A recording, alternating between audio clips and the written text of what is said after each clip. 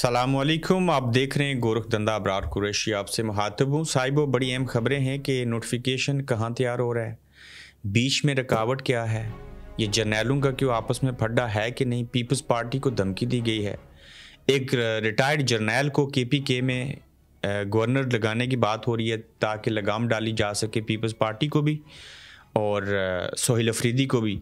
वहीं पे अलीमा ख़ान की एक छोटी सी गुजारिश जो है वो कैसी है, और फिर सोहेल अफरीदी साहब को एक कौन सी बात है जो समझने की अशद ज़रूरत है।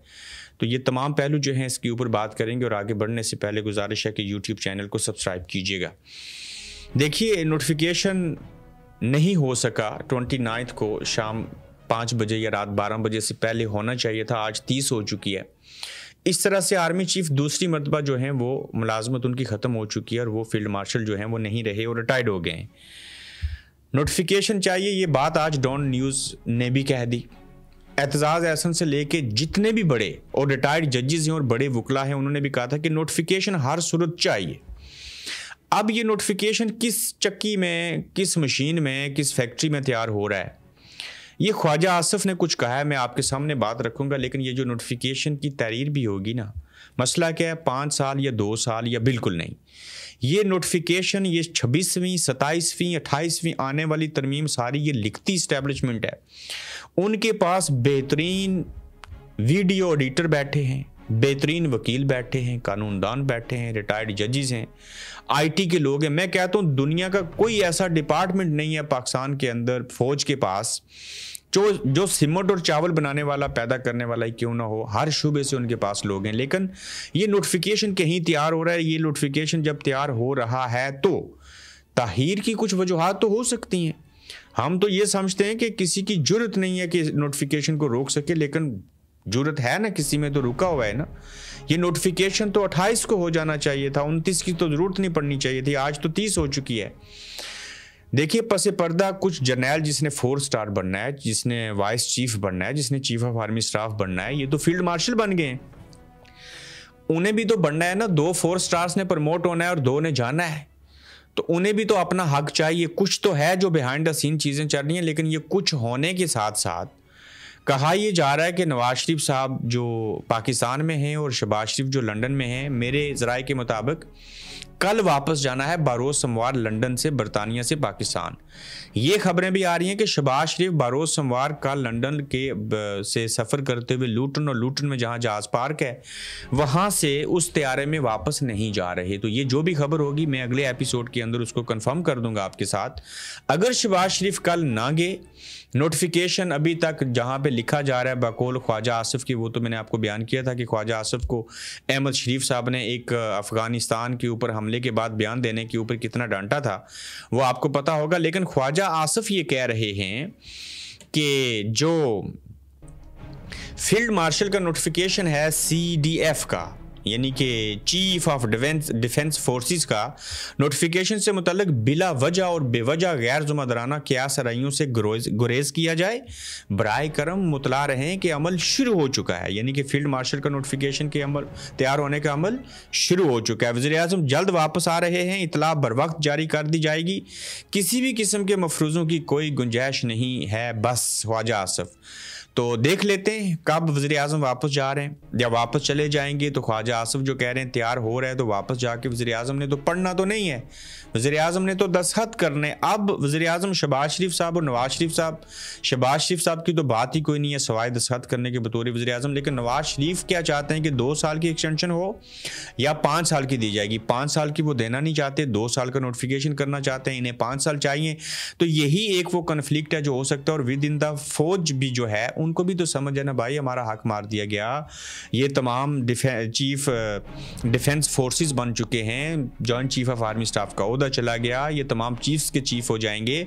तो वहाँ पे जो किस्से कहानियाँ चल रही हैं वो एक तरफ, लेकिन ख्वाजा आसिफ के मुताबिक नोटिफिकेशन तैयार हो रहा है, डिनाई नहीं किया, और वो जल्द हो जाएगा जब वज़ीर-ए-आज़म पाकिस्तान वापस आएंगे। तो अब वज़ीर-ए-आज़म की पाकिस्तान आमद के ऊपर जो है वो इंतज़ार किया जाए, फिर चीज़ों का जो है वो पता चलेगा। वहीं पे पीपल्स पार्टी को बड़ी धमकियाँ दी जा रही हैं।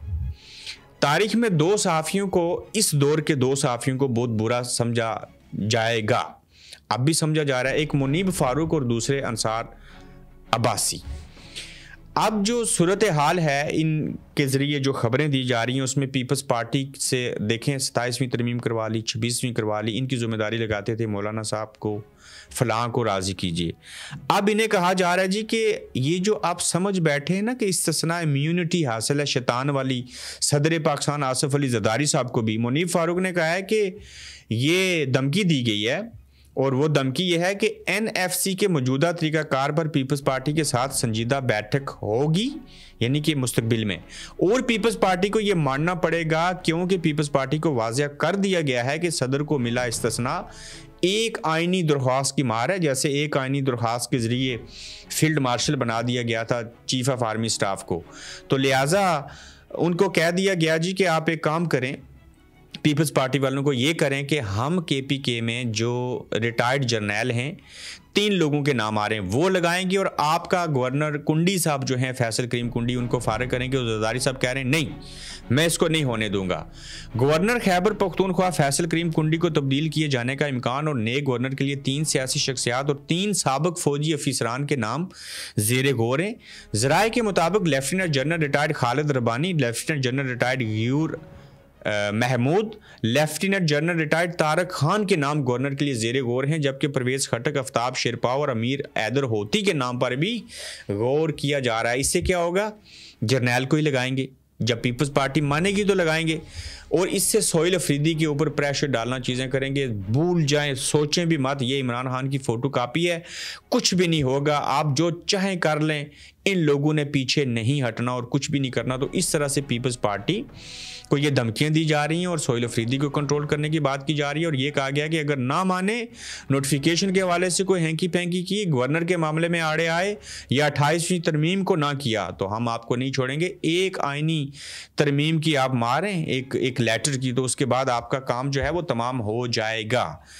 फिर छोटी सी एक ख्वाहिश की है, और सिर्फ एक ख्वाहिश और एक गुजारिश की है हलीमा खान साहिबा ने, चूँकि इमरान खान साहब से मिलने नहीं दे रहे। और जो बात मैं आपको पिछले कई दिनों से कह रहा था, माफ़ी चाहता हूँ, मैं आ गई, ये टेस्ट केस है, ये टेस्ट ऑन किया गया है कि लोग बाहर निकलते हैं नहीं निकलते, रिएक्शन होगा नहीं होगा। खान साहब को गोलियां मार के भी टेस्ट किया गया था, लोग निकले थे। खान साहब को गिरफ्तार करके भी किया गया था, लोग बोले थे। सत्यानाश फेर दिया इन्होंने, इनकी तबाही कर दी, नंगे और गंजे हो गए। जब खान साहब को हुकूमत से निकाला गया तब भी लोग निकले थे।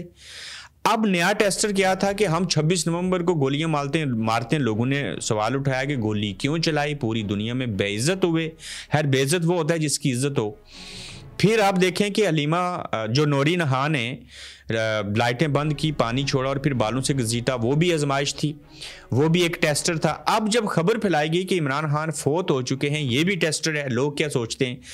इस वक्त ये निज़ाम बैठ के अपने आप को इस शैतान के बाद दूसरी इस्तिस्ना दे के, इस्तिस्ना लेके, इम्यूनिटी लेकर वो ये सोच रहे हैं कि कल हम इमरान खान साहब के साथ अगर कुछ कर देंगे तो लोग क्या करेंगे।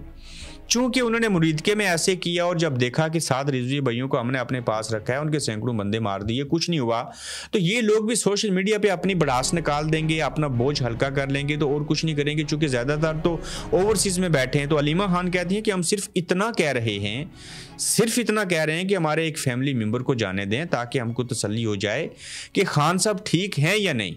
मारने वाली खबर कहाँ से निकली, किसने निकाली? किसी ने कहा कि ये टेस्ट कर रहे हैं, टेस्ट ऑन कर रहे हैं कि लोगों का कि अगर कोई रिएक्शन नहीं आता तो सच में कुछ कर दें।